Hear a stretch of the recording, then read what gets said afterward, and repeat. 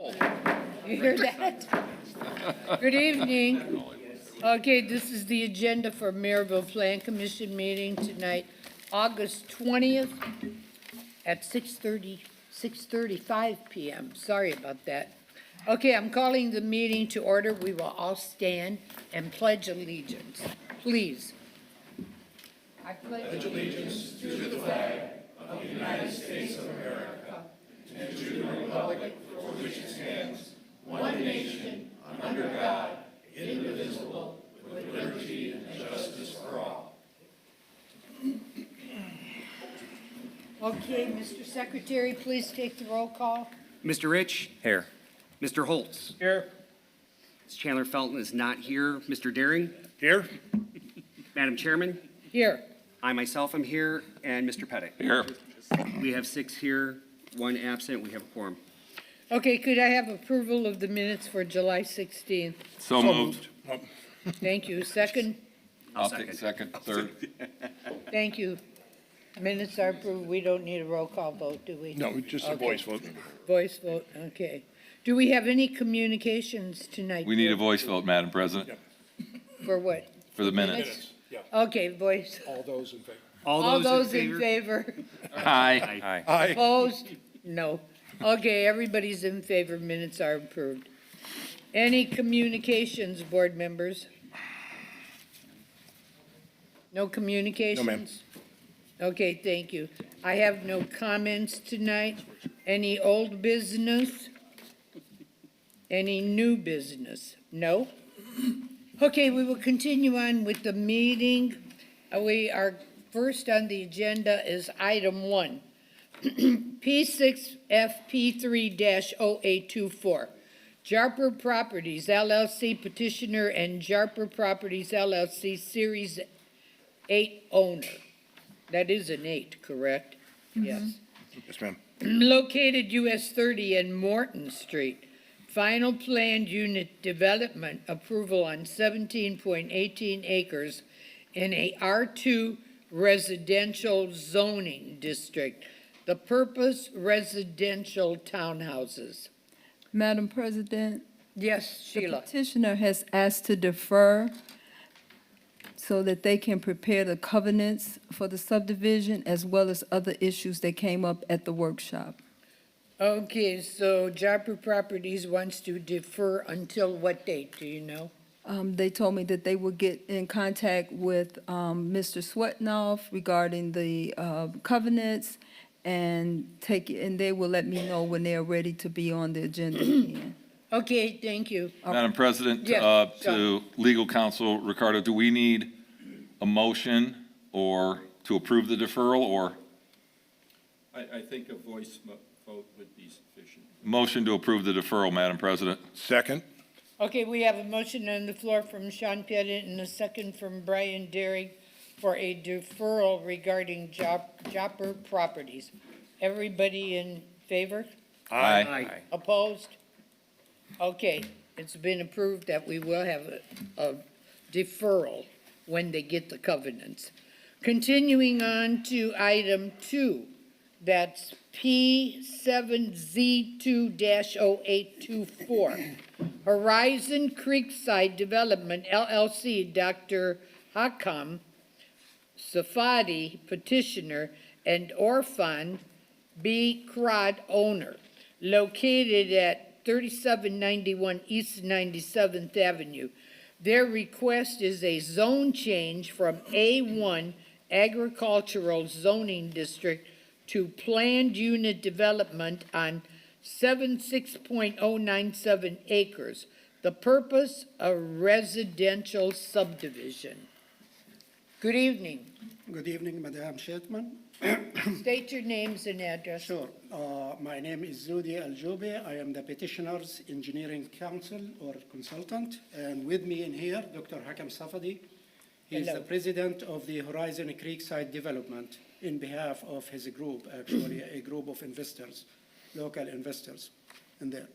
So I'm going to be giving a PowerPoint presentation in here. And then if you don't mind, Madam Chairman, in here to open the floor for questions, I will be very glad to answer any of the questions, any concerns from the audience in here and there. And so to start with, looking at this first slide in here, it is a group of local investors. So Dr. Safadi in here and his group are investors. We do not have a developer yet or a builder or builders for that. The group is local professionals. They own businesses. They've been practicing in the town of Merrillville and Northwest Indiana for so many years. And one example in here is Dr. Safadi has been practicing his medicine in the town of Merrillville for over 40 years in here. As investors, they want to pay back the town by investing in here. If you recall, in our workshops, we talked about them actually when they hired me as a consultant to look at different parcels of land in Merrillville, Hobart, Winfield, and other areas. There, Dr. Safadi came back to me and said, I want to really invest in the town of Merrillville. So it is actually a targeted investment in the town of Merrillville. So their demand or their request in here is consistent with the Merrillville Momentum Future Land Use Plan. And before I jump to that, the reason Dr. Safadi hired me because of my qualifications as a practicing professional engineer with a PhD, and I am registered in multiple states, almost the entire Midwest in here. Have over 30 years of experience in low impact developments. So my specialty is in stormwater, best management practices, green infrastructure, and low impact developments. And so this is, their objective is to bring good to the area. So they want to improve the area. They do not want to just put any development and make money in there. And you will see that. Some of my recent publications, journal peer-reviewed publications, appear in here in this area. So this is just to refer to the qualifications. This is taken from the Merrillville Future Land Use Plan in there. And you could see actually the parcel location is down there by 101st Street. This box is where this parcel of land they actually intend to buy is located. It is, according to the town of Merrillville Council in here, or in there, it is zoned, or actually allotted. The vision is to have it for medium to high density residential. In addition, if you look at that other one, is a special, actually, zoning for commercial and green area, like a park area. This is the town of Merrillville vision for that area, so it's not. So when we looked at that, we tried to be consistent with what the town has for its future. This is looking into the future. I just zoom on that area. This is the parcel. If you look at the colors of that map in here, you see actually, again, it is for medium density and large density residential areas. That is the town vision before the investors even decided to go into that area in here. In addition, as you see in there, this is actually, it allows for a special commercial zoning district in that area there. Okay, just we being consistent. So looking at the parcel, just to give you more information in here, currently it is an A1 agriculture. It is a vacant land. Actually, if you look at the tax record, they pay less than $600 of property tax on that entire property every year.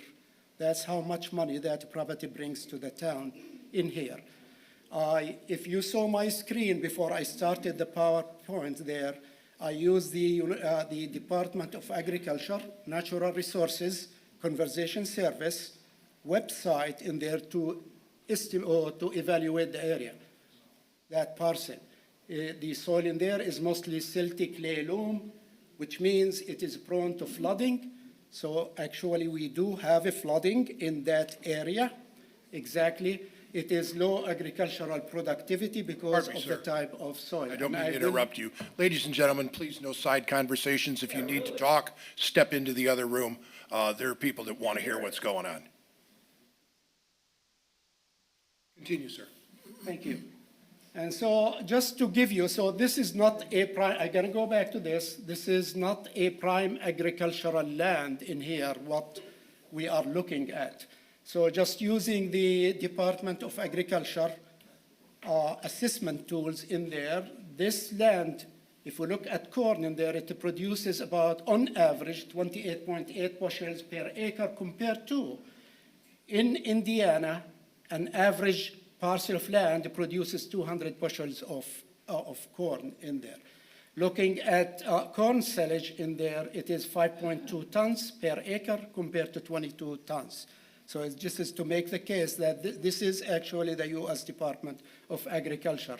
In terms of soybean, you get 41 bushels compared to, like, on average in Indiana, any acre of land produces 61 acres of that in there. Okay, focusing back on that, the watershed, the drainage issue in here. So the parcel of land is divided into, and I will show it to you in here, into two sub-watersheds from an engineering point of view in there.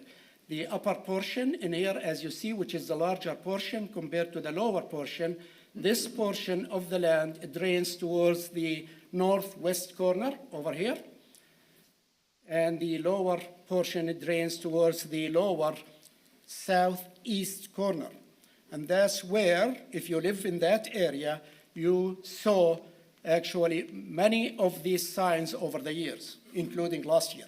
This is some of those. So they closed that 101st because the road is flooded in there. You close, like they put the signs of high wire for the traffic on 97th Street. So that's what we see coming. Now, I am not saying that all of that flooding is due to that parcel of land. I'm saying it is. It does not have an engineered stormwater management system. It does contribute to the drainage or to the flooding of those roads. A few years ago, like about 5 or so years ago, they actually cleaned up the culvert under 97th Street because that street was almost on a yearly basis. Every time we have what we call a 10-year storm event, about 3 or more inches of rain, it will flood in there. So there are flooding issues in the area in there. Okay. So what we are proposing, the investors, now again, they are investors. They are still in the process of finding a developer and ultimately builders in there for that area. But those people, with their good faith, they want to pay back the town. They've been practicing in the town. You have to keep that in. They want to invest their money in there. They can go somewhere else. They decided we want to invest in the town of Merrillville for the benefits, for the good of the people. They want to improve the area. And I will show you in a minute in here what improvements they will be actually producing in there.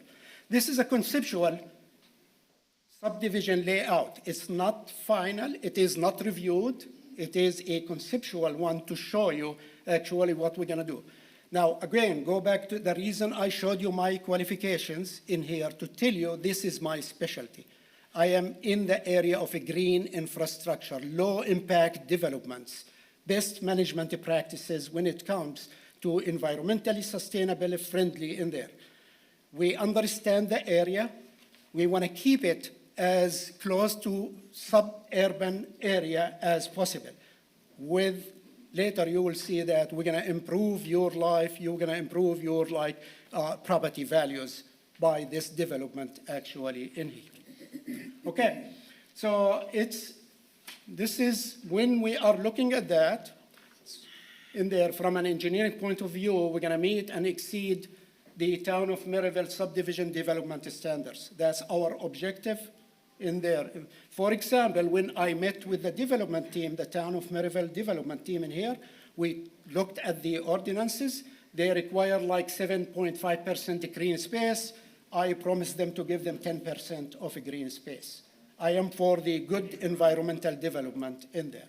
And I will deliver when it comes to that in here, if this is moves forward past this in there. So we talk about, again in here, best management practices, green infrastructure, or low impact developments on the surrounding area.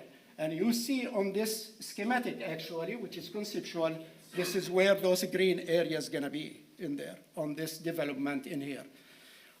Price range for what we are proposing in there is gonna be a little bit on the high end compared to the town of Merrillville. So I looked at the real estate summary for the town of Merrillville, and we're looking at average housing in the neighborhood of 200,000. So this is going to be on the upper end, like somewhere between 300 to 600,000 per development, per house. We're going to allow people to do what they wish in there. You can buy a lot, you can do that, but there will be covenants, and they are environmentally sustainably friendly type of rents. We're going to use all of these concepts of environmental sustainability as we develop that subdivision in the future. Couple of examples of renderings of housings in there. So those will be beautiful. I wish a subdivision with houses like this develops across from where I live. It's gonna raise my house value by at least 30%. That's what's gonna happen to your like properties. Their values will be increased by this development. This is a good thing. It's a win-win for everyone in this room and for the town of Merrillville. I'll tell you this up front in here as an engineer in there.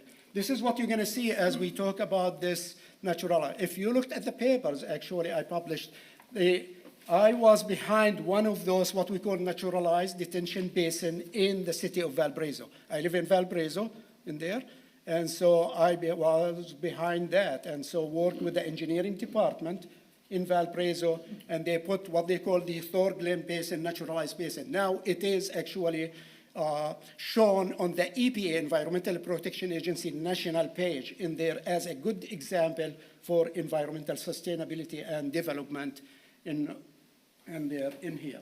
Okay, so we've been in communications even this morning on the phone with the Merrillville Conservancy District.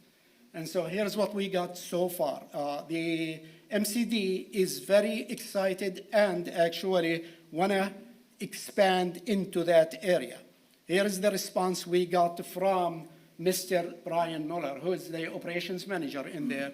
Practically, he's waiting on the town of Merrillville to approve to rezone that area so they can annex it. This is his wording this morning, that they are working with their attorney and their engineering consultants, waiting on the town of Merrillville to change the zoning so they can annex the area and extend sewer.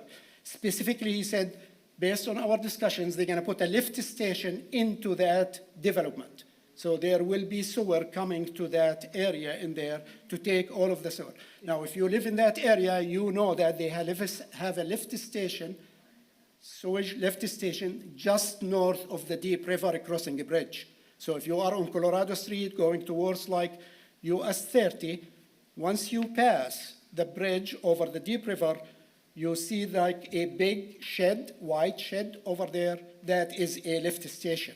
They're gonna extend that into that development in here, in there. And so it's gonna be, again, it's one of those type of developments in there.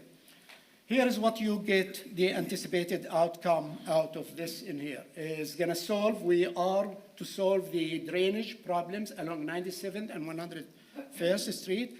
Those signs you saw about water over the street, road closed, will go away.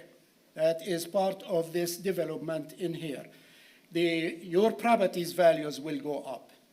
I'll tell you that up front in there. And this is what happens when you get a very nice upper scale type of subdivision across from where you live. You will be getting that in there.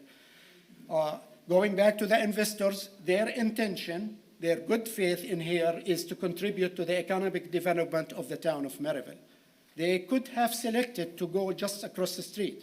Actually, personally, I'll tell you this, I did not intend to say it. I made the contacts with the city of Crown Point. I talked to the people in Winfield in there, and they were welcoming in there. The investors said, no, we want to be in Merrillville. So this is, again, they want to contribute to that economic development of the town of Merrillville in there. If we end up with the sewer soon, hopefully, in there, and we have, for example, like 100, this is like 76 acres. I want to put almost at least 16 acres aside for a green space in there and the drainage for the detention ponds in there. If we get with even 50 acres, I will be able to put about 100 or so lots in there. And that's going to bring $500,000 every year to the town of Merrillville compared to $600 on that agricultural property tax in there. That's what's happening. Again, this is consistent all along. You look at those posters around the room. This is what the town of Merrillville wants. We did not say you want to put a residential, medium, or large. They decided that's their vision. They want to do that. We want to do it right for them, and we're going in that direction in there. It's up to them to approve it or not. I know at the end of the day, it is a political decision, but we are trying our best to improve life for you, the residents of that area in there, and actually bring economic development to the town of Merrillville. Yeah, thank you. Yes, we do. That's really true in there. Okay, I am done, Madam Chairman, in there. If you have questions for me, or if You'll you have want to open plenty the of time floor for questions. This will have an open Okay, public. we will wait. Madam President, Yes. let me, if I can, because there's a lot of people in the audience. Okay, this is Sean's ward. so This is he my will speak ward, First. and I got to be honest with you, Dr. Safadi, when you came in and we sat and talked in the staff, I struggled with this. And the folks that are here from the Islamic Center know that I have asked, since I've been in office 21 years, I have asked for this. And we still don't have a sewer line down Colorado.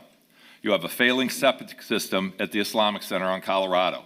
I've heard reports from other constituents who are my bosses out there about other issues that are out there with housing conditions, with other things that are going on out there. We granted you, the Islamic Center, 2 temporary classrooms that were never built. We went out there. Sheila and I, Ed Yurga, other department heads went out there.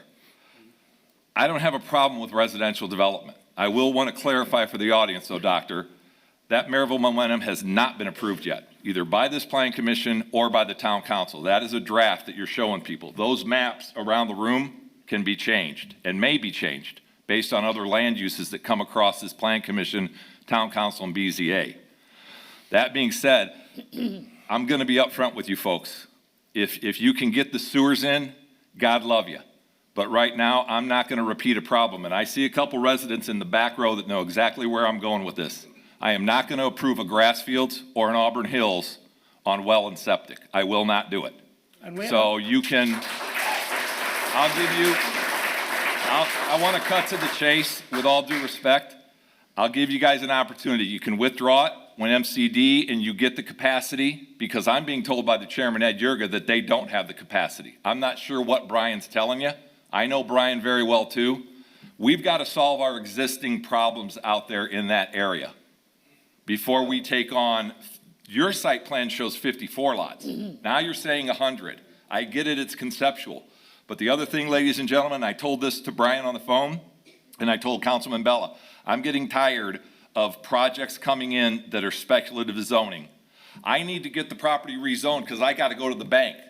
Bank doesn't dictate what the zoning is in the town of Merrillville or the land uses are. I'm sorry about that. We, the 7 of us, Margie, you and I, and the other council members in the Plan Commission, we dictate what's going on. That's why we're spending $100,000+ on a comprehensive plan, and we're updating the zoning ordinance for Sheila. So conceptual, I don't know. I just, in good conscience, gentlemen, I cannot approve a zone change or a subdivision that's going to be on well and septic. When you get the MCD, if you want to come back and sit down and talk to me, I'll be more than happy to listen. But that doesn't preclude the fact that we've got to solve some existing problems on Colorado Street. So that's my soapbox, Madam President. Thank you, Sean. I think he summed it all up for his ward. Are there any other comments and questions from council board? I have nothing at this time. Rick? Just a question. One says PUD, and another says residential. So I can clarify that. They came in and asked for a zone change to go to PUD. The PUD has a preliminary that has 18 checkoff points. So at the workshop, they were going to go to R1, which is just a zone change, but they could not meet the they had already advertised for PUD, so they could not meet the advertising deadline. So with all the controversy that was going on with the residents coming in and Mr. Safadi wanting to make it clear, I kept it PUD because that's the way it was advertised. But if he were to go PUD, he would have to go back to the preliminary, which in our ordinance is an 18-point checkoff list, and then go to final. The only way he can get an instant zone change is to re-advertise. We'd have to go conceptual PUD first, wouldn't he? Right. He would have to go conceptual, then So plan. unit, conceptual, then fi- preliminary, final, and then Final. the final comes to the town council as the actual zone change, right, Ricardo? That's correct. Right, and so the only way that he could get a instant zone change was to go to the R1 zone change, but he didn't have the opportunity to advertise for that. So that is why it is PUD, because that's what was advertised, and this is an advertised meeting. Thank you, Sheila. Okay, Can I make a if- comment? If we were to vote in favor of the zone change to the PUD, He would, he still has to come before us. yeah, he would have to be deferred, so that if you were, he couldn't go to the PUD. He would have to be deferred so that he can do all of those steps. If he wanted to get a zone change as they requested last week, as Councilman Pettit referred to, so they could go to the bank, the only zone change that they can get with the one meeting, then going to the council, would be R1. Thank you. Well, okay, even if we change it to R1, or whatever we're changing. He's gonna have to advertise and come back next month for R1, because he has not met the advertising deadline for R1. And he knows that, we discussed that. Okay, but I'm just, if we ever get to the point that we do change the zone, you still can't just start throwing up houses. They have to come back. No, No, Plus, it's yeah. a whole process for, these gentlemen over here. Well, and that's why, I guess. Well, what should have happened, Rick, is it should have been a petition to rezone and a conceptual subdivision or a conceptual PUD. Those were the choices that they should have filed. And in a PUD, what happens is, and I live in a PUD, the preserve is a PUD. It's an R2 PUD. So the lot sizes are reduced. And so that's as Brian, we all know, that's the benefit to the developer of the PUD, is they can relax the standards that are normally set aside in each zoning district. So the R1 requires a 15,000 square foot lot and 100 foot of frontage. If he gets an R1 PUD and he relaxes those standards, they could be smaller lots. And if they're smaller lots, it's gotta be on sewer, because you can't have a small lot with a septic. It's not gonna work. No, I understand all that. All I'm trying to say or ask is, if it were to ever get rezoned, he can't on the very next day start building. No. I mean, there's a whole process of just, Right. even if we just say, hey, okay, right. we kind of agree that they can rezone it to, eventually to R1, but there's still, it could be 3 years before they even put a shovel in the ground. Probably. Could be. Madam? Well, by ordinance, it would be 2 years. 2 years. That'd yeah. be, Yes. the latest they could do it, unless they got an extension, because at the end of 2 years, he has a reverts back potential to of reverting the back original to, zone. Ag 1.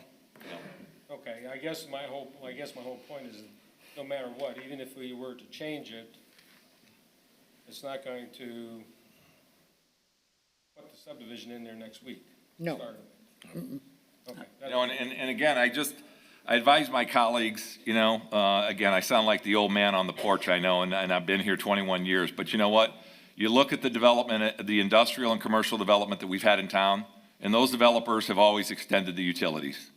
Crow Holdings spent a lot of money at Silos at Sanders Farm. They bought the farm for $15 million. They spent close to $6 million on that NIPSCO substation. They spent almost $5 million extending the water and sewer. And yeah, they built the big industrial buildings, and now we've got 2 tenants in there, huge tenants. But the developers have got to be willing to spend the money. And I don't see any again, I've been asking and asking and asking, and we've been out there, and I know Matt Lake has been out to the Islamic Center talking about the situation on Colorado Street and extending the sewer, and nothing has been done. And so, you know, I have to ask, and I'm sorry to do that, Dr. Savati, but I got to ask, you talk about giving back to the Merrillville and investing. You know, where's the $3 to $4 million investment in the sewer line? The Islamic Center could pay for that sewer line and do a clawback agreement to all those people, hitting Doug Mulchan and Lisa Smith and everybody else along Colorado, and then wrapping it down 101st Avenue. But I don't see the commitment that we've been asking for. We don't control the sewers. Everybody knows that.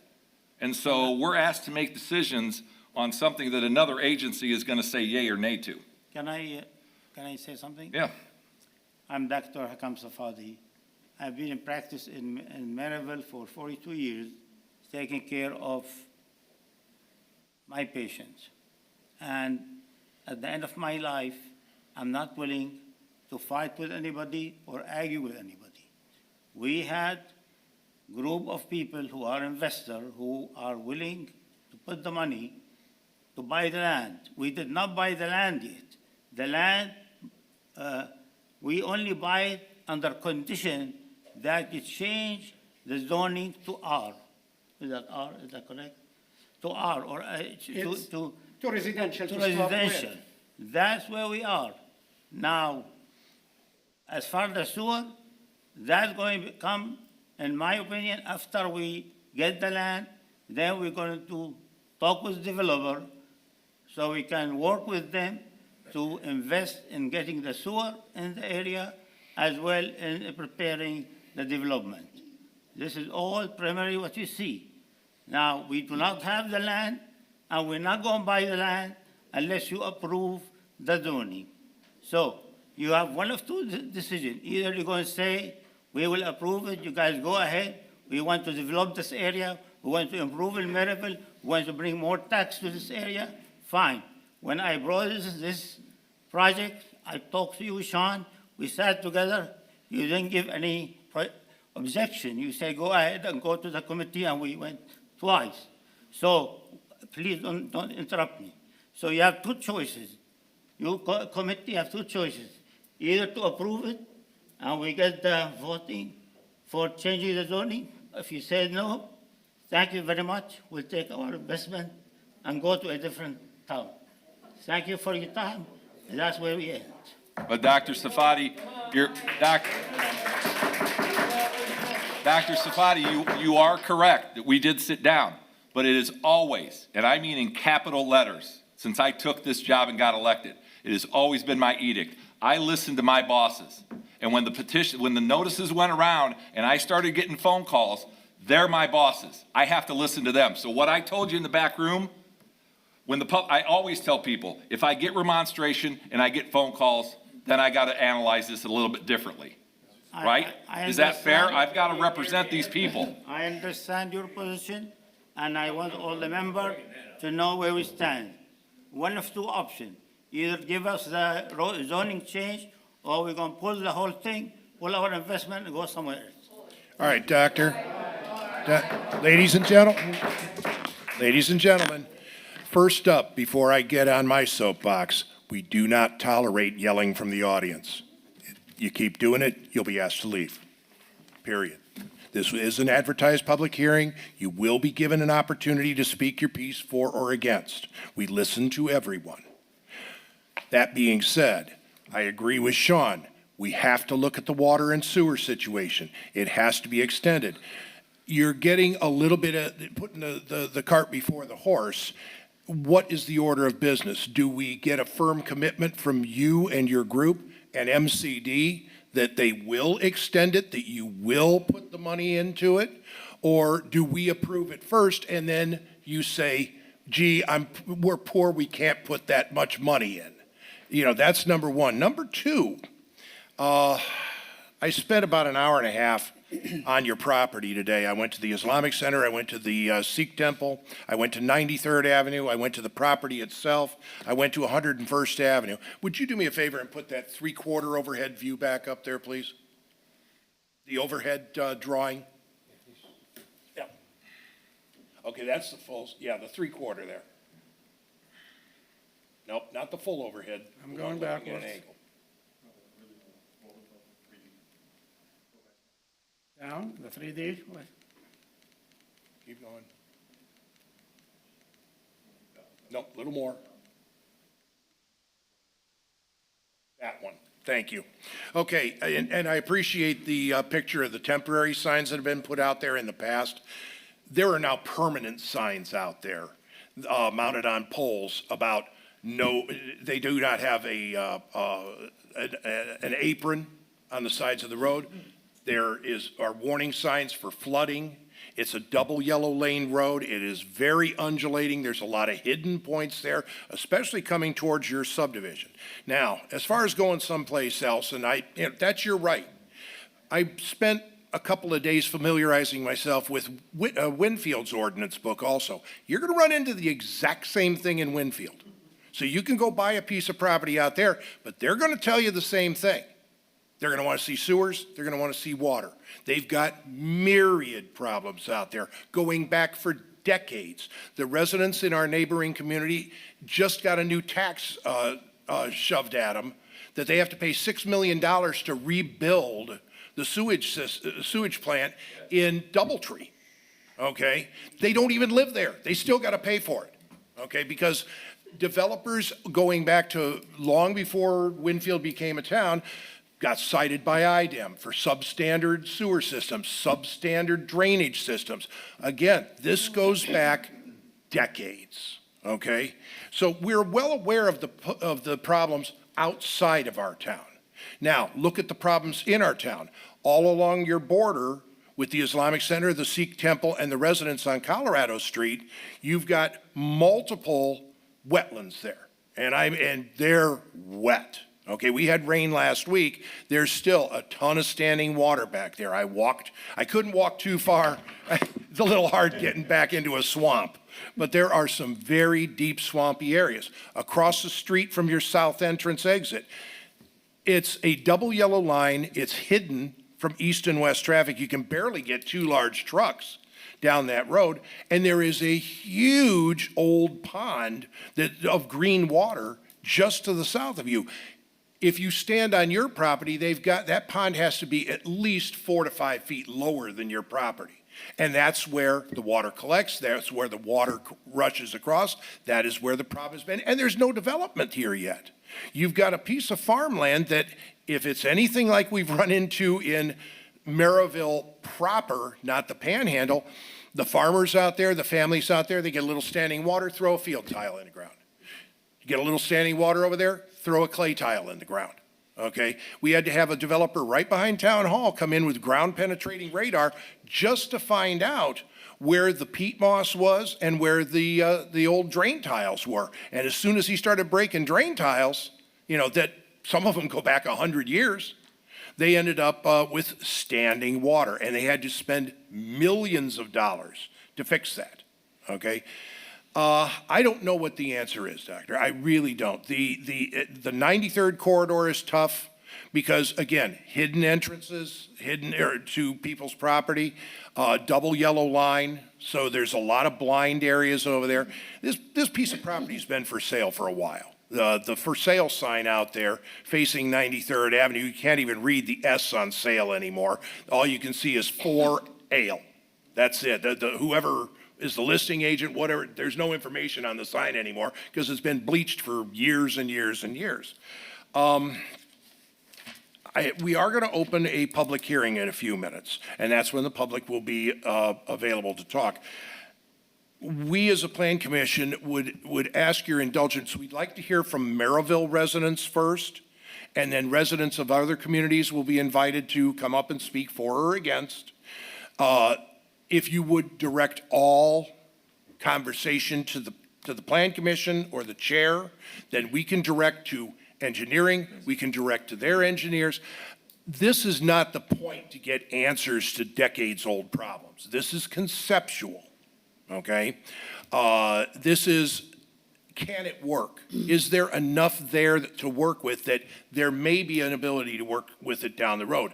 What you'll find is in our PUD ordinance as well as our R1 ordinance, there are multiple steps where there are more public hearings. So down the road, when we get to those 18 points that Sheila mentioned, okay, when it comes time for the engineering, you'll be able to ask their engineers, our engineers, what is the review? How can we fix the release rate? How does he store his water? But that isn't the point we're at now. We've heard what Doctor has to say. Okay, he wants to buy a piece of property. If he can't get the zoning, he'll go somewhere else. But again, Doctor, Crown Point's going to give you the same thing. We've got a gentleman here that works in the city of Crown Point, okay? He'll tell you, you're going to be scrutinized exactly the same way in Crown Point. You're going to be scrutinized even harder in Winfield. They just approved a 515-lot subdivision out there a few weeks ago, and a lot of the residents were against it. They're reaching capacity in Winfield. So, you know, you're going to run into the same problems wherever you go. So this is not a one and done proposition. You know, if you can take your money, go elsewhere, we would rather have you build here. You know, we'd rather see you investing money in that area where people's problems going back those decades are fixed. But at the end of the day, if you've got to go, that's your decision, okay? Again, I'm almost done, Madam Chairman. I won't belabor it much longer. I took quite a few pictures out there today, and your property does sit very high. I understand where the residents are going to come from with their problems, the Merrillville residents as well as the Winfield residents. Being that high, you're going to have some very creative engineering and store a whole lot of water to keep them dry, basically. So if you have a question for me, like I say, I was out there today. I've looked at Winfield's books. I've looked at all the newspaper articles going back 20 years of all the problems out there. So, you know, if there's anything I can share with you, I'd be more than happy to. But, you know, you're going to have to satisfy his bosses. You're going to have to satisfy this commission that this is a viable project that will fix those problems. And it might come to that we have to defer again. But you gotta sell it to them and the commission and Sean. That's what it comes down to. I'm done, Madam Chairman. Okay, thank you, Sorry. Brian. Okay, Chris, do you have any questions or comments? These guys have summed it up. I have nothing at I this know time. Brian summed up a lot. Yeah. Madam President, I just Yes. want to, for the benefit of everyone in the audience, tell a story that Sheila is very familiar with. And again, this is how I respond to my constituents. BP Lighthouse came in with a solar farm, and they had 3 different locations. And one of them was the hearing farm at 97th and Grand Boulevard. And this room was again packed, was it not, Sheila, at the BZA level? And I advised them that this, and Rick was on the BZA force, and you remember the hearings, Rick, that the people came out strong, and they did not care that this was even a lower density use and no vehicular traffic. They did not want that solar farm at 97th and Grand Boulevard. And BP ended up pulling it at the advice of myself. I talked to their attorney. I said, you've got to listen to these constituents or else this use variance isn't going to go through at all. They took those out. They took out 700 solar panels that were going to go on the hearing farm. Now, they still got their use variance along Colorado by Polycon, but they listened to what the residents, the public hearing process for those people that live out there, and I see Mr. Fortier in the audience as well, who's on our Board of Zoning Appeals. Tim heard the same testimony. So, you know, listen to, you know, what it's, again, I give you the choice, Dr. Safadi. It's a temporary no until we solve the utilities and reevaluate it in a year or 2 years. I don't know how much that sewer line is going to cost. I don't know how MCD is going to afford it. I don't know if they're going to want, you know, someone else to pay for it, a developer. But it is what it is. Thank you, Madam Chairman. Okay, do the engineers have any comment? Oh, we had one comment from the petitioner, Madam Chairman. Yes, Yeah, please. well, I wanted to hear from the engineers before we took You public had an answer. speaking. No, he's with their firm. Oh, He okay. had an answer for All right, something that very Sean good. said. Thank you. State your name and position, sir. Yes, good evening. My name is Faraz Safadi. I'm Dr. Safadi's son. I would like to thank everybody here today for being here. I know there's a lot of concerns. I know we and Sean have talked numerous times about how we can improve that area.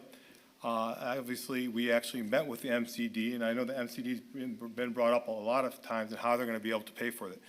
One of the discussion points that the MCD said that they would, in order to pay for such a project, to bring sewage to that area, is they would have to pull a bond. In order to justify pulling a bond, they would have to have so much revenue from that area to cover the cost of developing the area. So what they said that if there was a subdivision in that area, they could justify pulling that bond and bringing sewage to that area. So that's also one of the reasons why remember, Sean, we had that meeting? And that's why this is how this whole brainstorming started coming up, because we have an objective of improving the area. We want the area to be better for everybody to live their lives with better infrastructure. So all of you have to decide, do you want better infrastructure for your homes, or do you just want your homes to be the same as they've always been and not to be developed? That's a real decision that, as Sean said, he has to answer to his bosses, which all of you are residents are, and you vote to put him in office. Do you want to improve your area? If not, then fine. Like my dad said, we don't want to cause any problems. We're not here to cause waves. We're here to develop the area, to make it a better place for the future of the town of Merrillville, for the future of Colorado Street. That's the objective. Nothing more, nothing less. Thank you very much. One last thing and a bit of housekeeping, Madam Chairman, for the benefit of the audience. This is a vacant piece of land owned by probably a family that has farmed that area for many, many years. I lived across the street from the same type of land, not quite as large, but still pretty good. And I always enjoyed watching out the window, seeing the deer frolic and the foxes. Here's the problem. That family has a right to sell that land to the highest bidder and have it developed however our ordinance book will allow. Unfortunately, my farmland is gone, but I got a nice subdivision out of it, and decades-old drainage problems, and I live in a 100-year-old house, have been solved because of that development. It's not as pretty. They got a nice fountain right out my front door. As far as the public meeting we're going to open, again, we ask that we be respectful. If you wish to speak, you'll be recognized. You come up to the podium, state your name, speak clearly into the microphone. We record all meetings, we videotape all meetings, so there is a permanent public record of everything you have to say, everything we have to say, so there will be no questions down the road. Thank you, Brian. Before Yep. we hear public comment. Yep. I want comments from the engineers on what do you think, Steve and Robert? Go ahead, Bob, and I'll chime in.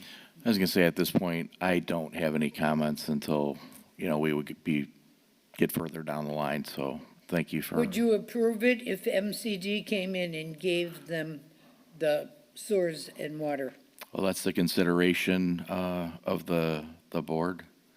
So, obviously, it would enhance things, definitely, and resolve some issues that are ongoing.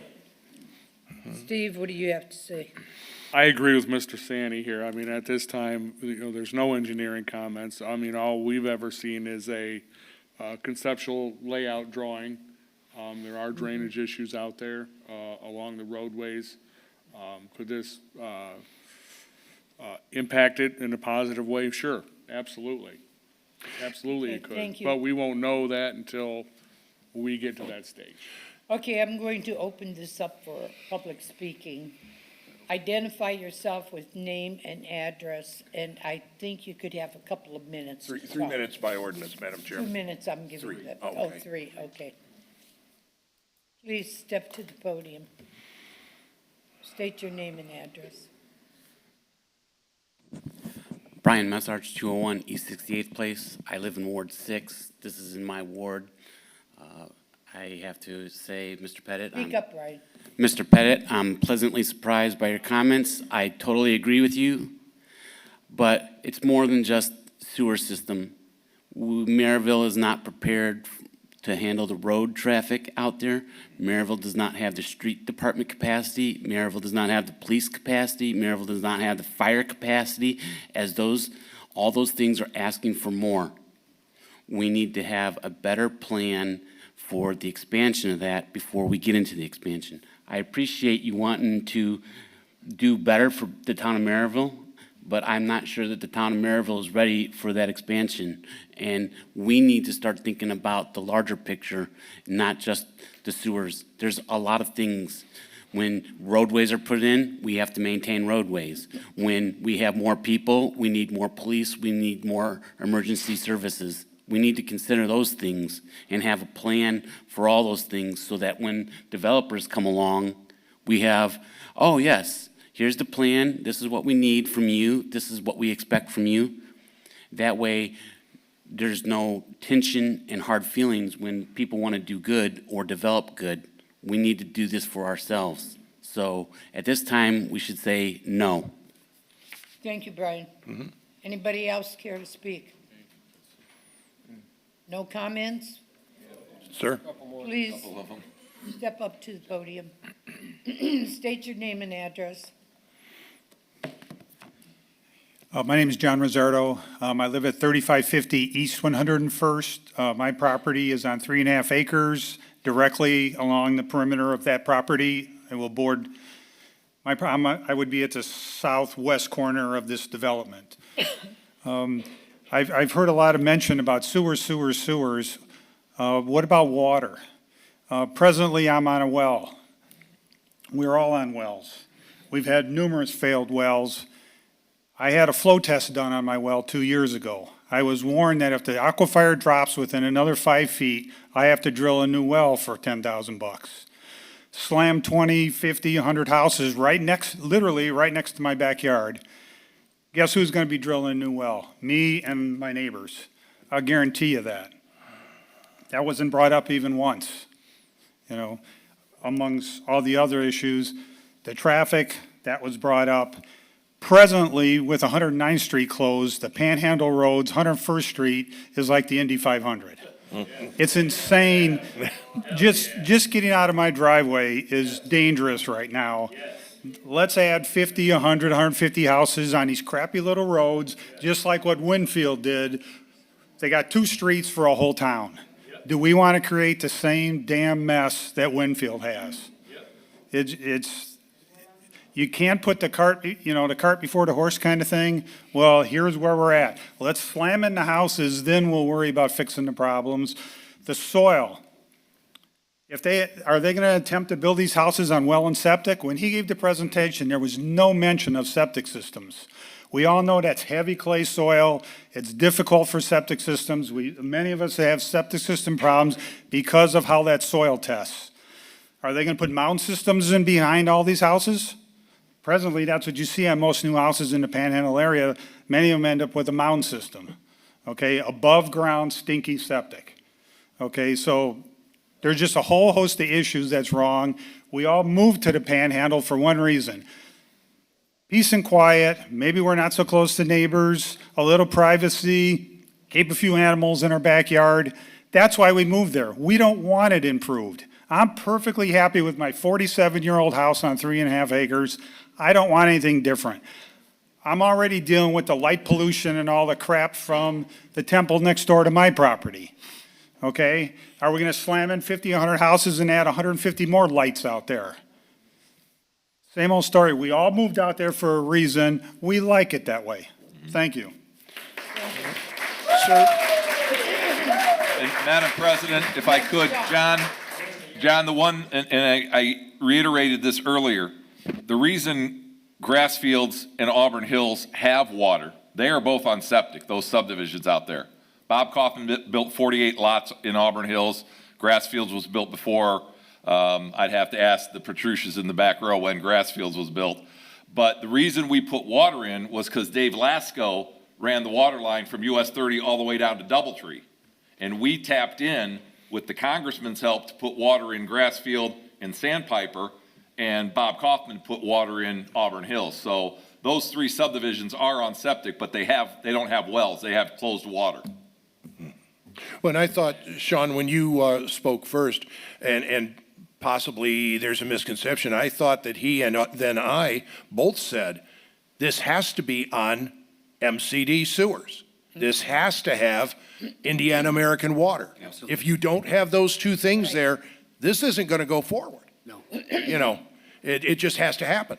That was And- established, Yeah, Brian. yeah. And as far as the engineering goes, you know, that will happen down the road, but we have to get through this process before we get to the engineering. And at there any any point, other it can be comment? stopped, yeah. Any other comment, please?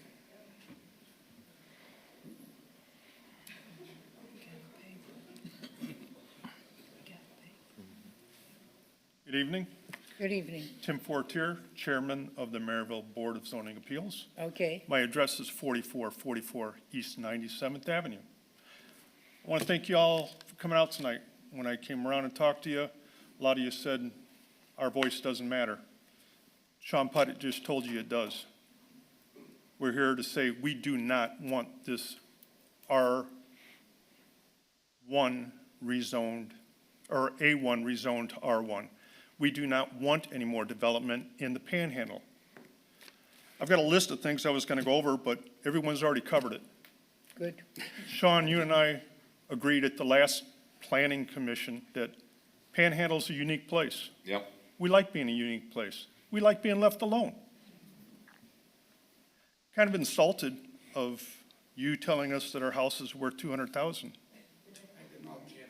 Sorry, well, I did not tell you. It's the average house, this is. In published Merrillville, In Merrillville. not in the This is- Panhandle?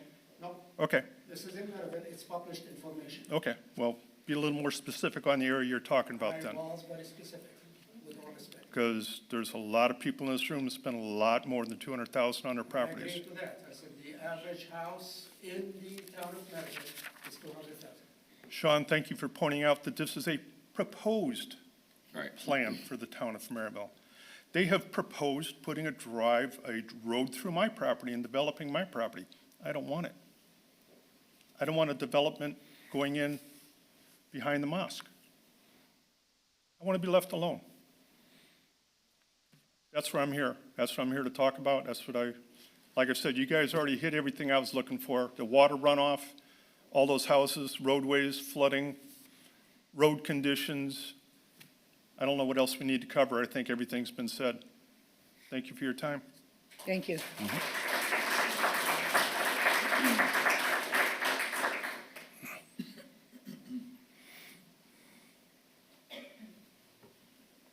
Hi, my name is Doug Mulch. I live at 9919 Colorado Street. I have an agricultural background. How they are talking about the cornfield only doing averaging 28 bushel an acre. I farmed a lot of that ground right around that. That is some really good ground. I mean, that does weigh over 150 bushel an acre corn. And the gentleman's probably paying $200 an acre. He could not afford to do that for 28 bushel an acre and make any money.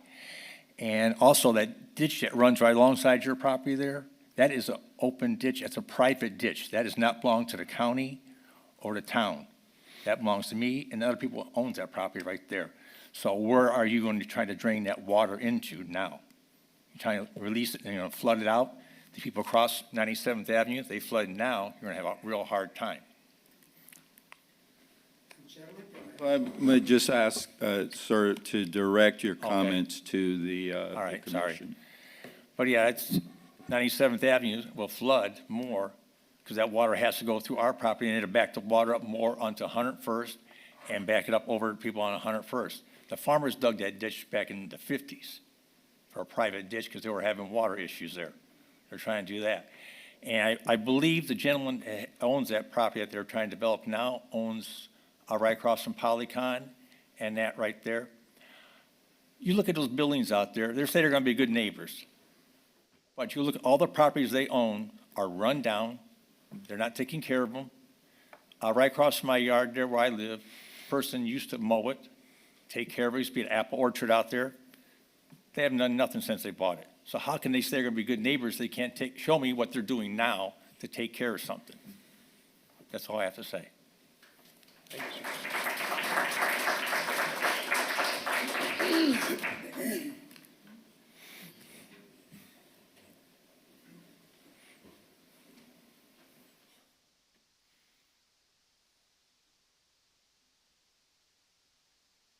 My name's Kurt Reagan. I live 4010 East 101st Avenue.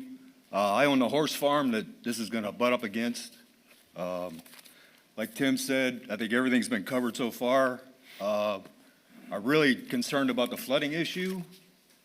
Going back to the presentation, you saw the signs back 10 years ago or so. When they first fixed that, I had no problems at all with my drainage. Now, every spring, I have at least 2 acres, I would say, that I can't use because it's flooded. Seems like every year it gets worse and worse. I just think any more development is just going to hurt our property values. Madam President, I've got a question for Kurt, and I've known Kurt and Sure. Kim for a long time. To Bob and Steve, when they showed the photos of the flooding, and for those of you that have been out there a long time, John, Jackie, you guys probably remember, there was a young lady, it was so dark on Christmas Eve or Christmas night, she blew through there, the water was over the road, she wiped out her car. Remember that? Yeah, I rescued her if she was sitting on the hood of her car. Yeah. Now, what I was told, Kurt, is that the reason we got some of that flooding was a gentleman was doing a pond on the south side of 101st Avenue in the Winfield area. Is that true, Steve? Do you remember that? Is it true? I don't know for sure. That's So that's a anybody stormwater question. manipulating the elevations in that area, whether it be north or south, could impact the road and these folks, as Kurt said. So we have had a history of some, I guess, manipulation, you'd call it, Kurt, on the south side? That does drain through that Right. guy's ponds. Yeah. But as the years go by, they're just filling up with silt now, and I don't get the drainage like we did when we first did it 15 Right. years ago. So I don't have any drainage, like I say, I have 2 acres of pasture I can't even use for 3 months. And trust Out me, of the folks, year. we've got the best stormwater director in the state of Indiana. I mean, Matt, Bar none. Matt's So, been great, but. Trying to figure this thing out, it might take some, as Doug brought up, it might take some, where's it gonna go? Yeah, the water's got to go somewhere, and Yep. that's all I have. Thank you. I have Thank a you. question for Dr. Safadi. Doctor? Anybody else care to speak? There's- Okay, let them speak. Sure. Then you could question. Sure, no worries. Okay. Name and address, please. My name is Agustin Ayala. I'm living next to this property. I have 20 acres for 20 years, and I put one house only. Why? Because I love my property. I live in good. I can see everything. So if they put 100 houses or 50 houses, my goal, my dream is going, Yeah. Why the reason to buy this property 20 years ago? Because I see the neighbors. They're good neighbors. So, Are you next to the Yellow Ranch, sir, on the north side? yeah, Okay. I put only one house in 20 acres. Okay. So never think about it to put 5 houses, 10 houses. Yes, my house because I love my views. So 30, 100 days, I can enjoy. 2 or 3 days every year flooding or slippery. But the rest of the day, every year, you enjoy. Thank you very much. Thank you. Okay, wait a second, see if anybody else. Sure. Anybody else care to speak? Okay. I'll speak. My name is Jeremy Ford, 3400 East 97th Avenue. Just a couple of things I want to add to all the comments that were already made. We talk about the water that we're going to take care of, right? We talk about the sewage coming in with MCD. We then mentioned about live water coming in for domestic drinking. What are we doing with sewage? Are they also going to have the lift station to draw that excess of water off that property as we talk about all this additional flooding? We also talk about our property values, which was mentioned, $200,000 houses. Most of the houses that are built out there are on 5+ acre lots. They're being bought because they're 5, 10 acre We have the lots. 2 most expensive houses on 97th Avenue. You guys know the Ed Kirk estate and Dean Davis's house are the 2 most expensive houses in Merrillville. Right. So And 97th Avenue is 97th loaded is with expensive houses. Loaded with expensive houses, and they're up and coming. They're all at least $750,000 houses or above as they get built. See what else I have on my note. $600 a year, we all know that farmland doesn't bring a whole lot of taxes, so that's kind of an irrelevant comment. As we know, we also have a lot of subsidy that is set off for properties that don't bring in any taxes. And would we really consider building a subdivision on well and septic with anticipation that we may get a bond As councilmen, we know that bonds are written on a monthly basis. More are rejected than are accepted. Thank you. Thank you. Anybody else care to speak? Okay, in the meantime, Mr. Deering has a question of Yeah. the developer. Two different questions, and I want to preface this. Yes, I've heard what everybody has to say, and I know you love your rural feel of your land. The only unfortunate point of this is we are also ruled by state planning law. We have to give due consideration to every property owner that wants to sell their property to a developer, and we have to have demonstrable reasons why we turn that down. Now, this is also why in our PUD ordinance, it said, the preamble to our PUD says that rules will be relaxed for the developer, but only in the case of demonstrable benefit to the town, meaning you. They have to show a demonstrable benefit, never to the developer, always to the town. So that's number one. Number two, and I think we've covered this, well and septic is just a non-starter. It's not going to happen. It has to be sewer. The other consideration is doctor, and this is my question, are you prepared to spend the extra millions of dollars to fix the road problems, the traffic problems, the stormwater problems? I mean, this isn't going to be just spend the MCD money or a bond. This isn't going to be just get Indiana American Water to extend the lines. You're going to spend millions of dollars fixing these decades-old problems that I was talking about. Are you prepared to spend money that you may never recoup? Okay. Also to the crowd, if they're able to do that at any point, is there any scenario whatsoever, knowing how the law reads, we have to give due consideration, is there any scenario, if he can show that they've got the funds to fix these problems, that it would be acceptable to you? But Brian, correction, on a zone petition, if we were to deny them, we have to follow the comprehensive plan. As I said, this comprehensive plan is not adopted. Right. The old comprehensive plan was done by Gove Associates back in 1997 when I was town manager. That's how old it is and out of date it is. Yeah. But if we make a zoning decision, the seven of us and the council and the petitioner owner or the property owner, as you said, they're within their rights to sell it. But if they don't like our decision, yeah, they can take us to court, but then the comprehensive plan's gonna come into play and the judge is gonna say, well, wait a second, Merrillville, you got a 45-year-old comprehensive plan, seriously? How can you, I don't know how he can, you know where I'm going with this? Oh, yeah. I mean, so that's critical that we get Merrillville momentum done and adopted the way we want it, which I think, again, is still gonna be some tweaking. So just, Very good. Yep. Does our Case in lawyer point. have anything to say? Well, no, Ricardo? we need an answer from Dr. Safadi. Oh, I'm sorry, Yeah. he's up there. Just to clarify a couple points. Number one, as I told you, we do not own the land. The land is owned by a family who already in California, and they were willing to sell it to this LLC that we have developed. None of the people on the LLC are developer. I know nothing about developing a land. I've never developed a land in my life.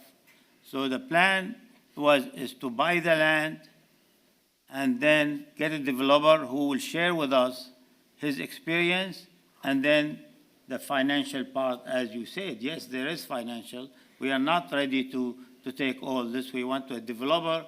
And I actually called Sean one day. I told him, do you know a good developer in Merrillville who deal with the issue? He wouldn't give me a name. He said, no, I don't want to answer. But we are not going to develop the land. Our job or our intention was to buy the land, get a developer who will deal with all this issue. I know there's 100 of issues that I know nothing about. Some of the language that you said, I know nothing about it. And that's because that's not my cup of tea. So if we don't buy the land, then everything is closed and no problem. And if I don't go somewhere else, I'll put my money in the stock market. Thank you. Very good. Yes, sir. Thank you.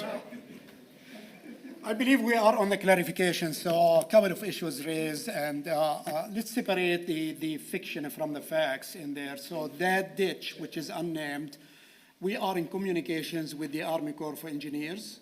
Actually, you may claim you own it, they claim they own it. It is a secondary tributary to the deep river. So this is the Army Corps of Engineers actually dictates what happens along the shores of that ditch in there. That's one clarification in here. So that's why the wetlands along that ditch, it is a U.S. national wetlands. They are not a state of Indiana. Meaning to that, as an engineer in here, you know from the Supreme Court, or actually Governor Combo signed a legislation that small wetlands in areas can be filled. Those wetlands cannot be filled.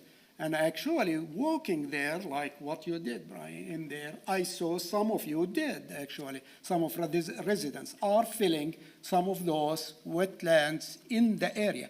They belong to the nation, not to the state. This in there, that's number one. That's a clarification in there from the engineering point of a view in here. About the traffic in here, I have slides, I can show you those slides.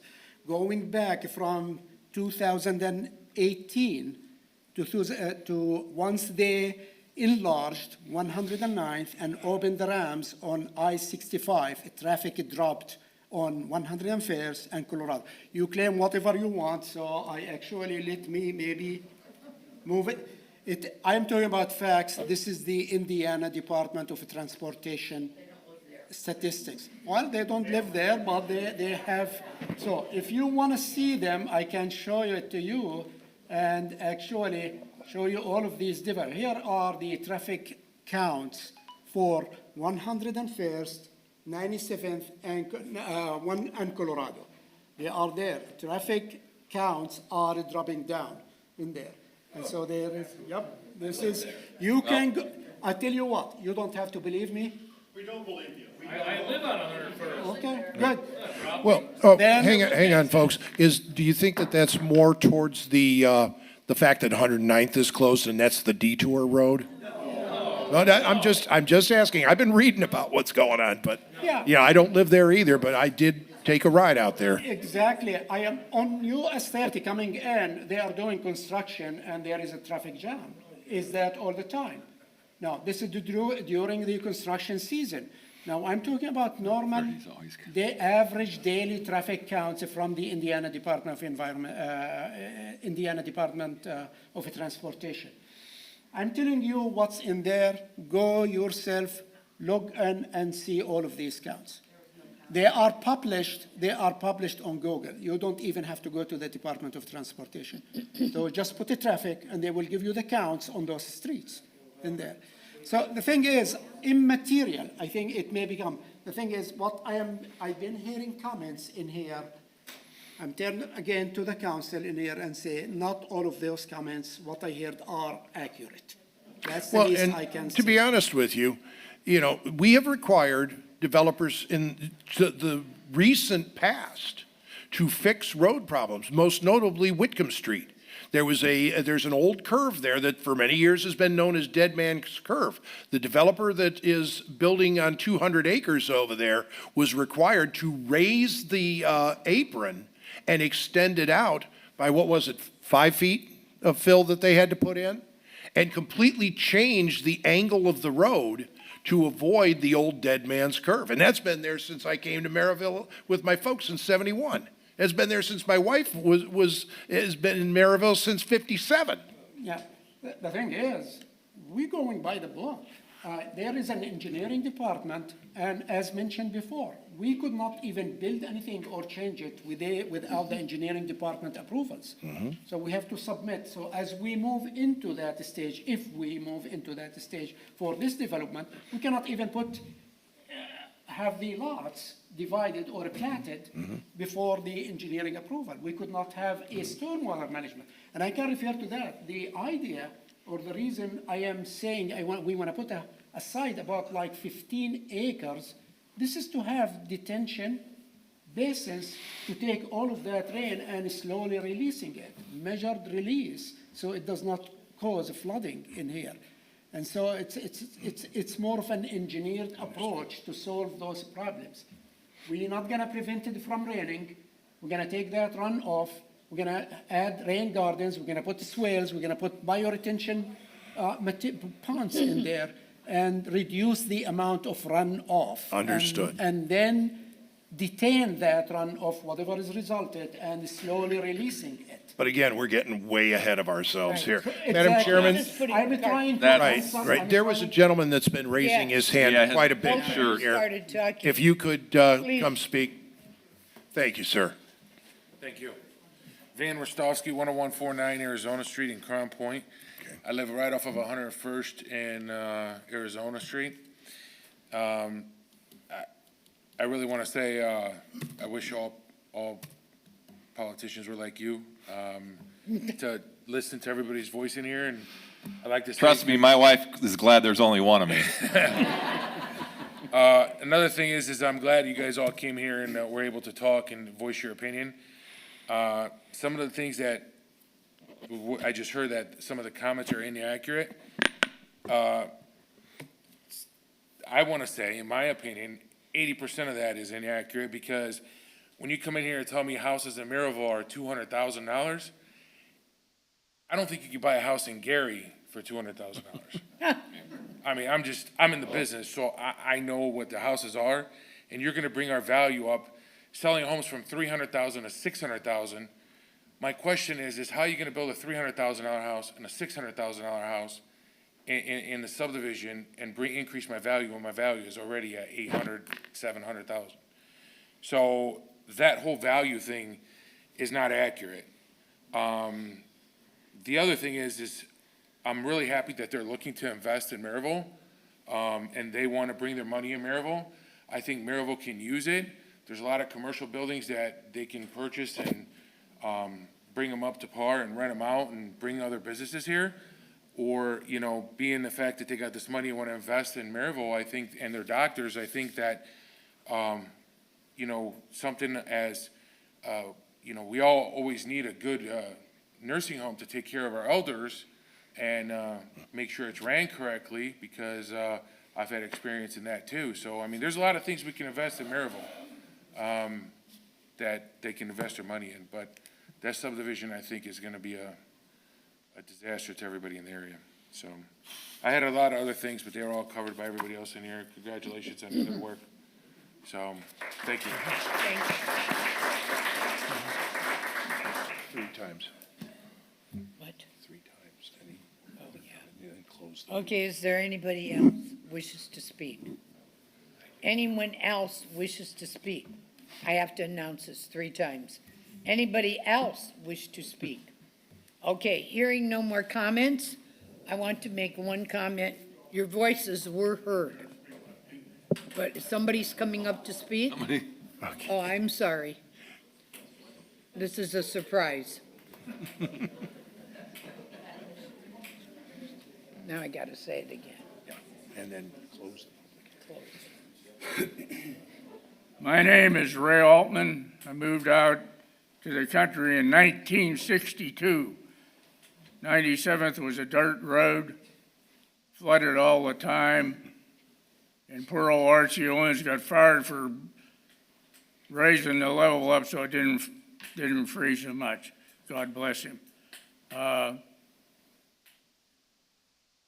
originally had bought the house because I wanted to get away from subdivisions, and now all at once we got to have a subdivision. It sounds good, and when you look at it at a flat map, it looks better.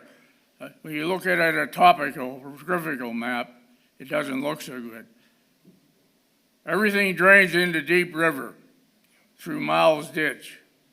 When Deep River backs up, it backs up into Miles Ditch, and the water's got no place to go. So there's, in my opinion, this is a bad decision to even think about a subdivision in that area.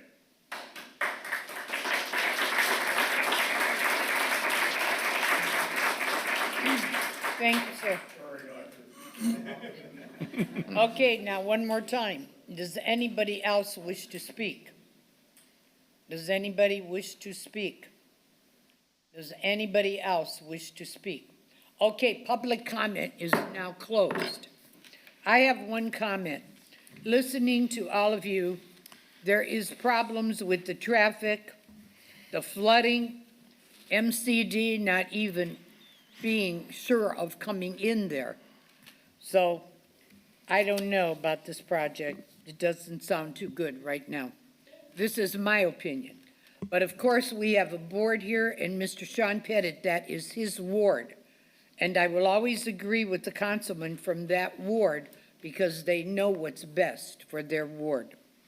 So that's where we're at right now. So any other comments from our lawyer? Well, perhaps just a couple of things. It seems to me that we have we're going to have to look at the comprehensive plan within the state's statutory scheme. And if that's challenged, we don't know what a judge would say. That's one thing. But really, perhaps a more fundamental thing, and I haven't heard an answer to this. The councilman said it's a non-starter to have septic sewer. We got to have, but no, you were asked specifically, sir, are you willing to pay? It doesn't seem as though the town has the appetite to pay the millions. So if there isn't an agreement, it seems to me, with respect to that bottom line, then this is really this is good discussion, but the bottom line is going to make it feasible. And I guess, Ricardo, the two things that I've got in my head is, number one, we can ask Dr. Safadi to withdraw the petition until a further date, until infrastructure can be talked about, until the comprehensive plan can be approved, until road work can be looked at in drainage. Or we can, which I'm getting ready to, make a motion to deny. If we make a motion to deny and it's approved by this planning commission, it goes to the town council. And if the town council confers with that recommendation, nothing can be done for a year, correct, Sheila? I think it's 2 years, isn't it, Sean? 2 years. 2 years. Yeah. 2 years. So that's where, does something change in 18 months that with MCD, with the investors, with that? That's why I don't want to throw the baby out with the bathwater, Doctor. I want to give you one last opportunity to either withdraw this petition, or I can tell you as a ward councilman, I'm going to make a motion to deny it. So the choice is up to you.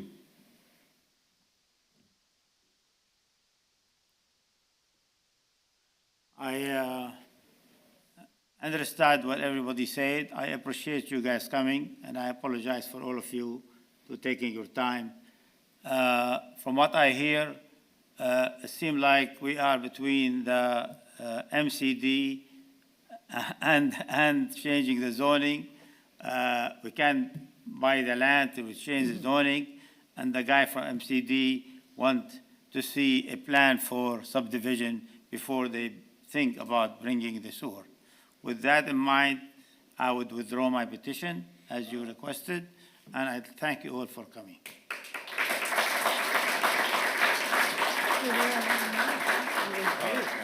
Ricardo, if we need a vote. Should we take Yes, I think we have to take a voice? I make a motion to accept the withdrawal of the petition. Okay. P7Z2-0824. I second that motion. You can't, Madam I President. thought I could second. You're the chair. I'll second it, Madam Okay, Chair. Brian is second. Robert's Okay. Oh, Sean. Okay, so do we have to have a voice roll call now, Mr. Secretary? Is it a voice or a roll call? Roll call. Roll call. Roll call. Yeah. Okay. Mr. Rich? Yes. Mr. Holtz? Yes? Myself, well, it would be Mr. Pettit. Yes. Then myself, yes. Mr. Daring? Yes. And Madam Chairman. Yes, definitely.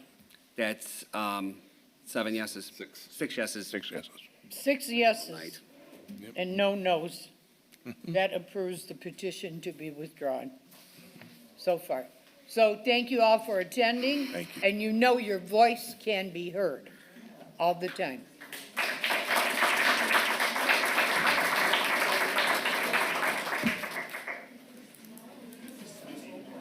See, he withdrew. We didn't have to do anything. Okay, I will continue on with our meeting. All right, Madam on- President. Thank you, Sean. We've Okay, got- we are continuing on with our Ladies and meeting. gentlemen, we've got other business We before the have plan other commission. business.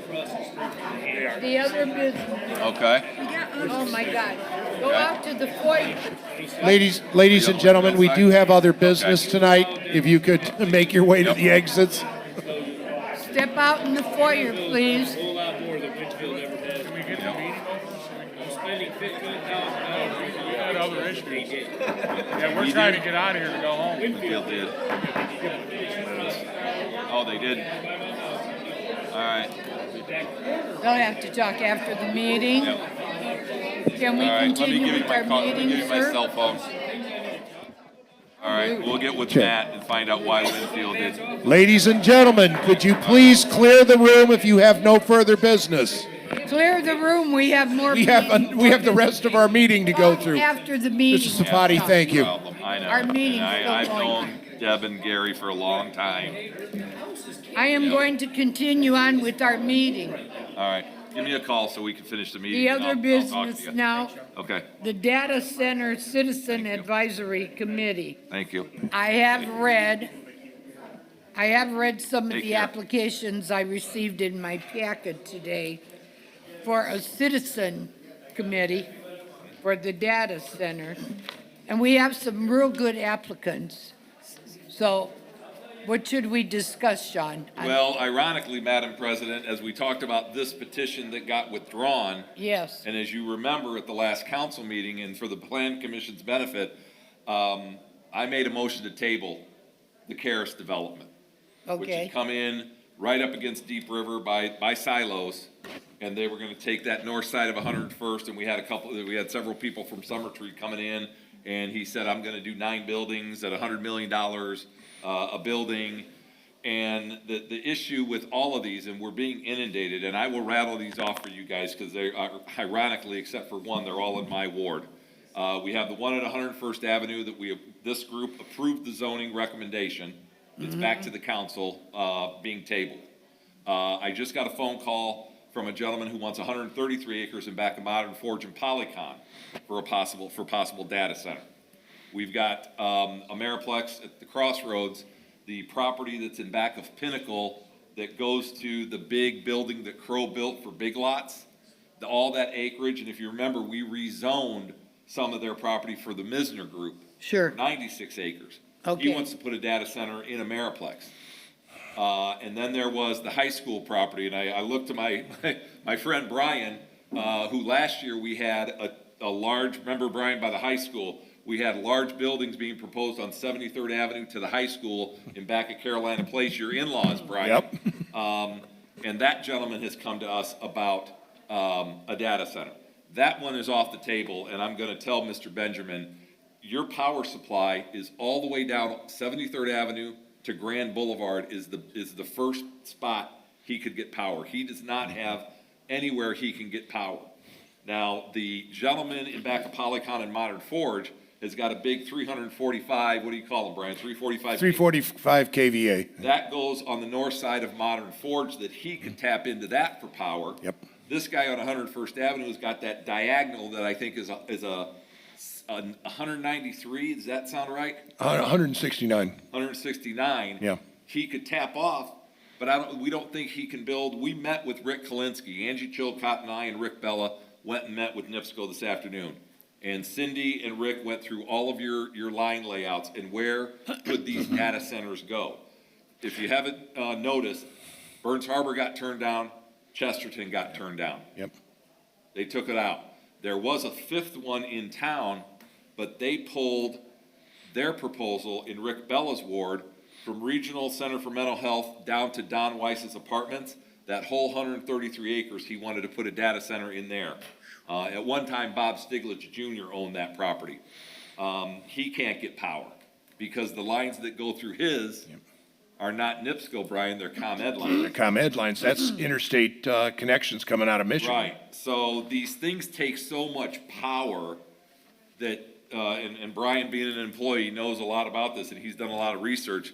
They just take so much power that, and there's a lot of unanswered questions that President Bella thought it would be good to create a citizens advisory committee on these data centers, as Angie fields phone calls, Sheila's fielded phone calls. I got the applications today, and according to our agenda here, it's a citizen advisory committee that we should be discussing. Right. Now, yes, Sheila, I'm sorry. So, Madam President, President Bella asked me to put these in a package because they're looking for a representative to be on the committee. Right. I would be glad to Well, I be that rep. understand that, but these people with the applications I received, they all want to be on the committee. Right. So what are we looking for? One person or several? One person from the plan, from the plan From the commission. Plan Commission, one of the, Oh, one from the plan commission? Yes, that's why Which it's will on the probably be agenda. Brian.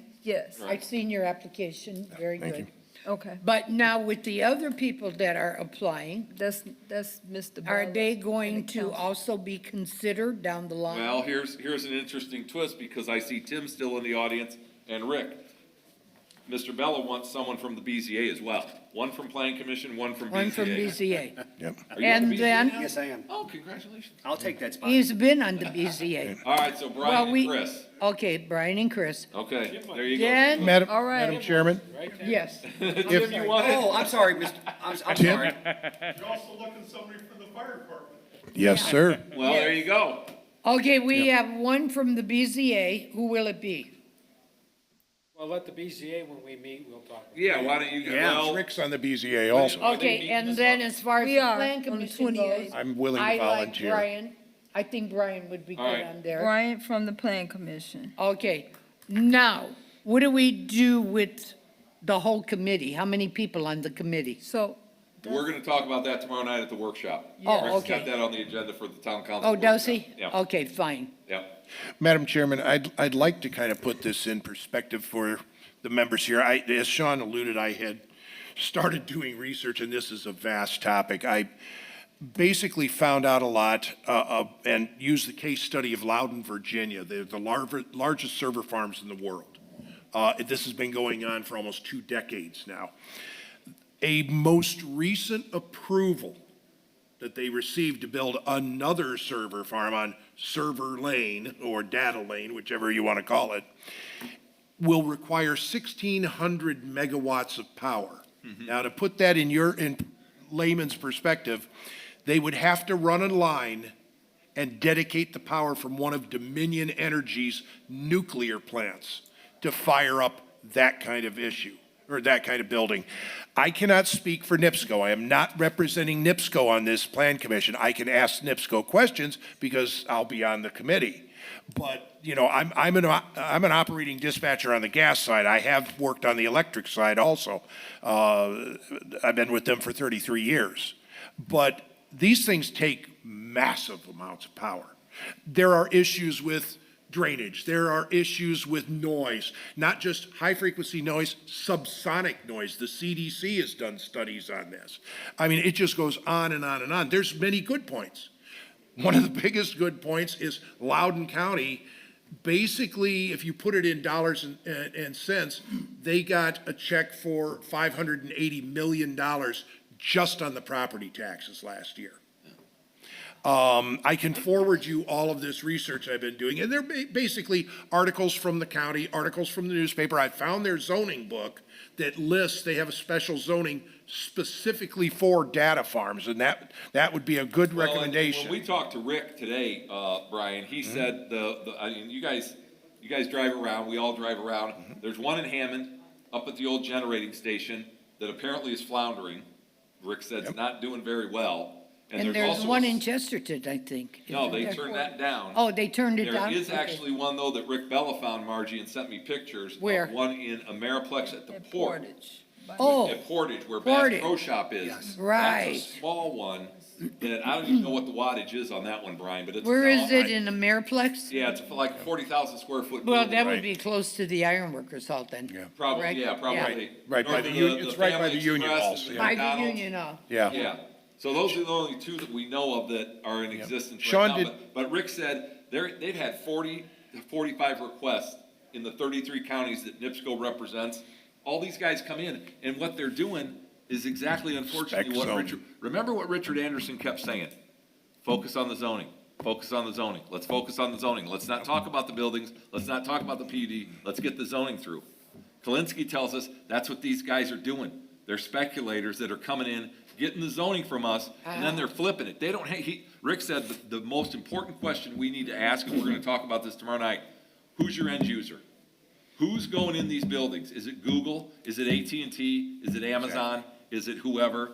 If they can't tell you that, they don't have an end user. And it's all speculation. And this is what is bothering Rick and I about these guys coming in and asking us to change the zoning and not really having anything. i.e. Like the same i.e. thing what here we had. tonight. Exactly. Sean, Right. the big question in my mind, and this is what I would ask NIPSCO if I went in front of them, they are getting out of the coal-fired business. They are closing Michigan City, they are closing Bailey, they are closing Schaefer Generating Station. There is talk of using peaker units. There's even been an article in the paper just a few days ago that they're talking about possibly doing pocket nukes, small nuclear stations to go for future use in the coming decades. I don't know if that'll fly. It didn't fly in the 70s. Well, okay? you've been around town long enough. When Archie was in office and I worked Mm-hmm. as town manager, they brought in a project called INDEC. Remember them? Yep, They yep. bought up property from Gene Guernsey and from the lady to the south, the 80 acres, and they were gonna put a peaker plant, and everybody was up in arms, out in the panhandle. Yep. Because the stacks were gonna be 135 feet in the air, and the building itself was gonna be 70 feet in the air. Well, did they NIPSCO got give turned you down. any idea at all how many of these data centers they could supply power to? They've got to do the research, Rick said. These guys, whoever they are, have got to submit something. Now, the only one that's gone as far as he has, and we're having a meeting with him on Thursday, is Jason Simon from Wiley Capital, the Misner property in Ameriplex, all that 96 acres. Yep. He has submitted what he needs to Cindy in requesting. Now, that study could cost them $1 million. Oh, yeah. To have NIPSCO analyze their electric needs. It could cost, before he even gets a shovel in the ground. Well, and also because, if they close down the coal-fired plants in the next 2 to 5 years, they're gonna have enough generating capacity from green energy, et cetera, peaker units to supply what they've got now, but can they do the growth? Yeah. Even without a data farm? That would be a big question in my mind. I think Brian had a question also. Yes, he does. Brian, get up and speak. Brian, get up. Come on, You can't Brian. sit down there. Brian Messarch, 201 East 68th Place. I'd love to be on your committee. NIPSCO will not close down Bailey because Bailey is their black start generating capacity, and it's not running at capacity. Michigan City is closing because it's not running at capacity. Data centers would run those gen stations at capacity, and Schaefer would be able to run also at capacity. Look at the NiSource homepage. There was just an article in the last 2 days. They want to close Schaefer by 26. I understand that, but that's not realistic.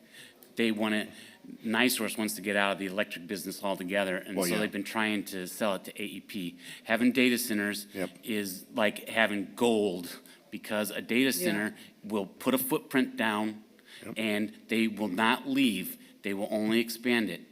Having the water supply and the electricity will be challenges, but you will want to do everything you possibly can to have those challenges met, because when those data centers are in place, they will stay in place. They will be a source of huge revenue.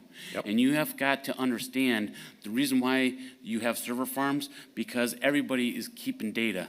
It doesn't matter whether it's your cell phone or the cable company, everybody keeps years and years and years of data. And even with stupid things like videos on YouTube, lots of data. Having a data center, and you'll see this, the data centers were popping up in Schaumburg and along the coast or the suburbs of Chicago, because data centers are in Chicago and you need to have a reliable backup. So while the electric grid runs at the EDCC in Hammond, which I set that data center up, the backup is miles away here at South Lake. And data centers will be set up always in that way, pairs. So if you have something in the city, the reason why they're looking for something in this area is because it's close enough to Chicago, but also He far enough did tell away. us that, Brian. The one that was looking in Bella's ward that I talked about on the east side of Taft, he said he's out of Texas, this Nick Ferris, and he contacted Rick and Angie and said, I can't get the power, but he said exactly what you're saying. He said the proximity of us to Chicago, you know, you've got them in Chicago, and then they can bring one here into Lake County, whether it be Merrillville or Hammond or what have you. They want to back up, yeah. Because data centers are always set up in pairs. Yep. And that's the reason why. And they're made so that they can switch over like that. Well, and Brian, this is why I brought up Loudon, because one of the most telling things I found 3 weeks ago when we worked with the folks that want to build out in Sean's ward was that when they started out there, because in 97 there was nothing, there wasn't even a mention in their comprehensive plan of a thing called a data farm. But fast forward to 2001 through 2007, it became the thing. They have raised hundreds of millions of dollars in revenue. The price per acre of the land in Loudoun County, the initial people that were against it because, and I hate to say it, they love their rural area. Right today, the price per acre in Loudoun in a data farm area is about $1 million an acre. It's that high. The biggest issue that I've tried to explain to a number of the residents that are out that way is this. There's a difference between a data warehouse and a warehouse. Yeah. Amazon or Walmart, whatnot, they're used to abandoning warehouses because they can throw them away if they get a better deal somewhere else. You do not do that with a data center. You're investing so much money into it, you stay put. Well, and when Richard Anderson came in front of us, they told us right up front, $100 million a building for 9 buildings, not counting the infrastructure to put in a substation. So, yeah. Power. So they're talking $1 billion investment just like that. And Kalinsky said the power source could run them $10 to $20 million Yeah. to build a substation. Yeah. If they had to. But that would be worth it to NIPSCO because then Oh, it'd be yeah. profitable. In addition to that, now you're going to attract an employee that is highly educated and making a lot of money, and then they're going to want to be living somewhere close. Maybe not necessarily in Merrillville, but you're going to be generating high-paying jobs. This isn't going to be McDonald's jobs. That's why data centers are gold. That's why we want them here in our town. Well, what kind of revenue is it bringing into Merrillville, the data center? I don't know. What would be You the don't tax know? base and an assessed value of $1 billion development? Okay. Yeah, that's what you got to ask. And that's There you just the building on the land. What's in there, the equipment in there is also taxable. And again, this is why Loudoun County, it's Loudoun and Prince William, is it, county in Virginia? Just published 3 weeks ago, April 1st report, they got a check, many checks from the builders, but they got a check for Now, the question for $500 both million because in Bella taxes. did research too. What are you guys seeing that you know of? How high are these buildings? Because the ones they were proposing were 75 feet high. Yeah, 70 feet and up. You're not, these buildings are typically not, would be 3 stories or less. Yep. And they tend to like to go down into the ground because when you're in the ground, your cooling is easier. And the thing about the cooling is you're gonna have large cooling fans or water cooling towers, which you might have seen, they have them at Schaefer and whatnot. They're trickle-down towers. I worked probably there for about 4 years. no more than 20 or 30 feet high, but they would be squares with large fans on them. Well, in the early ones, in the early 2000s, the early ones that they were building up higher, they found this phenomenon. They can block the high frequencies coming off of the fans, the high vac systems and all that. The problem that the CDC found, there was a big study in the CDC starting in about 2010, was that they had to build them lower into the ground and also put water barriers around it, because the low frequency that you don't hear, that you feel, the CDC found that it would travel through the walls and get to neighboring subdivisions, or in the case of Loudon, into the Manassas Battleground National Park. You know, and these low frequencies, people didn't notice. They started getting headaches, they started getting sick to their stomachs. So the CDC came up with guidelines on lowering these buildings into the ground so that the low frequencies are handled. They had a lot of frequencies in New York from this. At one time, they had a group of people that had gotten scleroderma, I believe it's called, where they couldn't breathe. I watched this on a talk show, and then they came out with a report on it later, and then they had to drop the frequency. Of course, I don't know that much about it. Right. But Brian, did you do research on this? That you came up with all this? I've worked in this industry for 30 years. Where'd you work? I worked at, like, for instance, NIPSCO. Right. Oh, in NIPSCO? I was part of their critical infrastructure protection team, their SIP team. So Oh, I we never worked with knew the, that. we worked with the FBI and the Secret Service and Oh, that's great. all that, so, yeah. Well, I never gave you too much. My credit. role was to protect the SCADA system. He's- But I've sound like also, you know a lot about this. I've also built data farms for CNA Insurance and whatnot, the big red Oh, building you were in involved Chicago, with the so, building of it? Yeah. They have a data center downtown and also in Schaumburg. Well, I also read your application today, too. It was a good application. Thank you. But tomorrow, you said, we're going to go ahead. Rick wants to, I think it's on the workshop agenda, I believe. Okay, how many members are we supposed to have now, besides one from our Plan Commission and Board of Zoning? How many more, do you know, or?